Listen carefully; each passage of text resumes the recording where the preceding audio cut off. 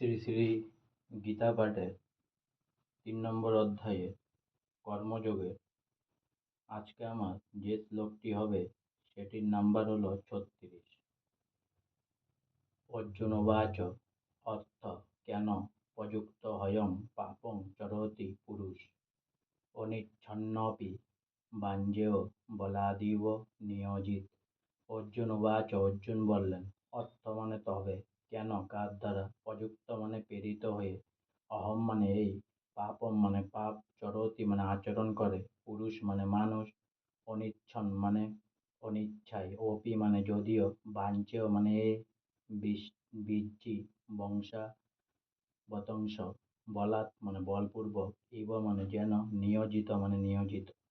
অনুবাদ অর্জুন বললেন, এ বাঞ্চেয় মানুষ কার দ্বারা চালিত হয়ে অনিচ্ছা সত্ত্বেও যেন বলপূর্বক নিয়োজিত হয়েই পাপাচরণে প্রবৃত্ত হয়। তাৎপর্য ভগবানের অবিচ্ছেদ্য অংশ জীব মূলত চিন্ময়, পবিত্র ও সমস্ত জড় কুলস থেকে মুক্ত, তাই সে জড় জগতে পাপের অধীন নয়।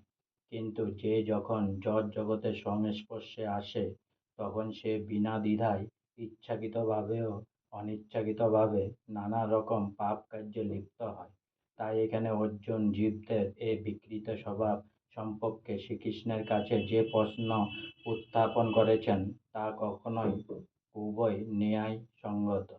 যদিও কখনো কখনো জীব পাপ কর্ম করতে চায় না, তবুও সে পাপ কর্ম করতে বাধ্য হয়। আমাদের দেহের মধ্যে অবস্থান করে পরমাত্মা কিন্তু আমাদের পাপ কর্ম করতে অনুপ্রাণিত করেন না, কিন্তু তা সত্ত্বেও জীব পাপ কার্যে লিপ্ত হয়। তার কারণ ভগবান পরবর্তী শ্লোকে বর্ণনা করেছেন। আজকে আমার গীতা পাঠে ৩ নম্বর অধ্যায়ের কর্মযোগের ৩৬ নম্বর শ্লোক এখানেই সমাপ্ত হলো। তাই অনেক অনেক সাবস্ক্রাইব করুন, অনেক অনেক লাইক করুন, আর সঙ্গে অনেক অনেক ভালো থাকুন, সুস্থ থাকুন, আনন্দে থাকুন, সবাই সবাইকে হেল্প করতে থাকুন। আর একবার বলুন, হরে কৃষ্ণ কৃষ্ণ কৃষ্ণ হরে হরে, হরে রাম রাম রাম হরে হরে, রাধে রাধে, জয় গোবিন্দ, রাধে রাধে।